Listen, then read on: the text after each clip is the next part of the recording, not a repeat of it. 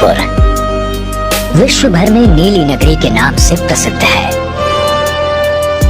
सदियों पहले ब्राह्मणों ने अलग दिखने के लिए अपने घरों को नीला रंगवा लिया था और ये परंपरा आज भी बरकरार है। जोधपुर मारवाड़ साम्राज्य की राजधानी था, जो अब राजस्थान का हिस्सा है। 20वीं सदी की शुरुआत में मारवाड़ करीब 1 लाख स्क्वायर किलोमीटर में फैला था, यानी स्विट्जरलैंड और नेदरलैंड्स के मिले जुले क्षेत्रफल से भी बड़े इलाके में। मारवाड़ थार रेगिस्तान तक फैला था। पूर्व और पश्चिम की कीमती चीजें मध्य एशिया और यूरोप के बीच मौजूद ग्रेट ट्रेड रूट पर यहीं से होकर जाती थीं। मारवाड़ पर राज था राठौड़ वंश के सूर्यवंशी राजपूतों का, और इसी वजह से उन्होंने अपने गढ़ का नाम रखा मेहरान, जो संस्कृत शब्द मिहिर यानी सूर्य से बना है। लेकिन मारवाड़ और उसके सूर्य दुर्ग के निर्माण के पीछे है एक लंबी कहानी। राठौड़ मारवाड़ के मूल निवासी नहीं थे, वो मध्य भारत से आए थे। राव सिहाजी इस वंश के संस्थापक माने जाते हैं। वही अपने पूरे कुनबे के साथ मारवाड़ में आए थे। करीब 800 साल पहले राठौड़ रेफ्यूजीज की तरह मारवाड़ पहुँचे। उन्हें अपना घर कन्नौज अफगान हमलावर मोहम्मद गौरी के हमले के बाद छोड़ना पड़ा। एक पेंटिंग के मुताबिक 1226 में वो एक नई जिंदगी की तलाश में पश्चिम की ओर निकले। कई साल बाद मारवाड़ पहुँचे और समय के साथ वहाँ के शासक बन गए। सन 1459 में राठौड़ राजा राव जोधा ने मेहरानगढ़ किले का निर्माण शुरू करवाया। राव जोधा को लगा कि अब अपना किला और अपनी राजधानी बनवाने का समय आ गया है। उन्होंने इस इलाके में तफ्तीश शुरू की। उनकी नजर एक पहाड़ी पर पड़ी जिसका नाम भाकर चिड़िया यानी पक्षियों का पहाड़ था। बीहड़ रेगिस्तान में वो एक विशाल मीनार की तरह खड़ा था।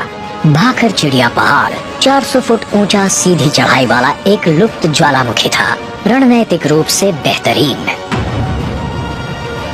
लेकिन इस पर किला बनाने का मतलब था इस विशालकाय पर्वत से लाखों टन चट्टानों की कटाई। शुरू हो गई इंसान और पहाड़ के बीच जंग। खंडवालिया समाज, जिनके पास होता है एक खास हुनर, स्थानीय लोग पत्थर को खंड भी कहते हैं, और ये इन खंडों के बड़े अच्छे जानकार थे। स्थानीय ज्ञान और मामूली औजारों से शुरू हुआ एक महानिर्माण। ये लोग पत्थर को ठोककर उसके वाइब्रेशन की आवाज सुनते, जिससे उन्हें पता लग जाता कि चट्टान में फॉल्स कहाँ है। फॉल्स मतलब चट्टान में पड़ी वो दरारें जो उसे कमजोर बनाती हैं। खंडवालिया लोगों ने आवाज सुनकर चट्टान की दरारों का पता लगाने का हुनर पीढ़ियों से सीखा था। धीरे धीरे खंडवालियों के हुनर ने पर्वत को काटकर एक नया आकार दे दिया।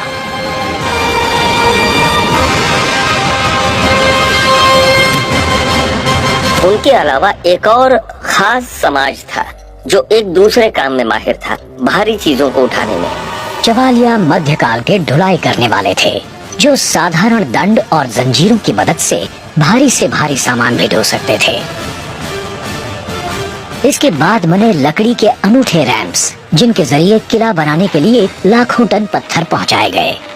मेहरानगढ़ किले को अंजाम तक पहुंचाया चवालिया लोगों की कड़ी मेहनत ने। हैरानी की बात तो ये है कि इस इमारत की कोई ड्राइंग या नक्शा नहीं था। इसकी स्ट्रक्चरल इंजीनियरिंग शायद उनके अपने ज्ञान पर आधारित थी। आर्किटेक्चर का ये बेमिसाल नमूना पूरे पहाड़ पर फैला हुआ है। कई अलग अलग लेवल्स पर इसके परकोटे बने हैं। एक के बाद एक कई दीवारें इस किले को सुरक्षा प्रदान करती थीं। इस किले के अंदर शाही खानदान के अलावा एक मुस्तैद सेना भी रहती थी। दुश्मन को दुर्ग से दूर रखना सबसे जरूरी काम था। इसकी मोटी दीवारें तोप के गोलों का भी सामना कर सकती थीं। मेहरानगढ़ की ऊंचाई रणनीतिक सुदृढ़ता के साथ साथ दूर तक निगरानी की क्षमता भी देती थी। 5 सदियों से भी ज्यादा में 25 राठौड़ राजाओं के अधीन मेहरानगढ़ का स्तर और खूबसूरती दोनों बढ़ते गए। ये किला सिर्फ विशाल ही नहीं है, इसके अंदर एक नाजुक दिल भी है।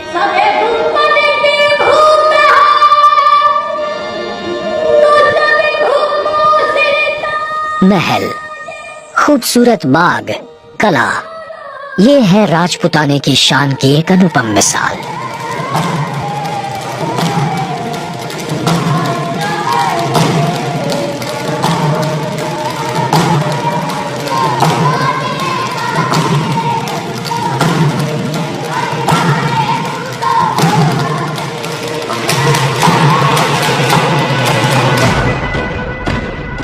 लेकिन कला का विकास मारवाड़ के समृद्ध रहने तक ही सीमित था, और समृद्धि रक्त और बलिदान मांगती है।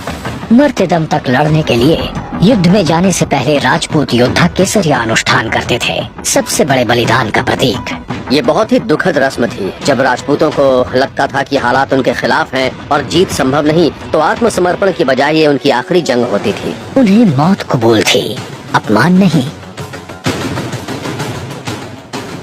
राठौड़ राजा अपने योद्धाओं के साथ बैठते, अपने शाही हाथों से अपने वीरों को एक नशीली दवा देते थे। इसके बाद वो अपनी खूबसूरत पगड़ियां उतार देते और उसकी जगह कुर्बानी के जज्बे को बढ़ाता केसरिया साफा बांध लेते। लोग अपनी वफादारी दिखाने के लिए अपनी तलवार महाराजा के सामने रख देते, फिर उसके ऊपर एक टीका लगाया जाता था। इसके बाद वो अपने आखिरी युद्ध के लिए निकल पड़ते। सन 1741 में मेहरानगढ़ के ये राठौड़ अपनी मौत को गले लगाने गंगवाना के युद्ध के लिए निकले। राजपुताना खून की यही शान थी। इनके शौर्य की गौरव गाथा आज भी सूर्य दुर्ग मेहरानगढ़ में शान से गूंजती है।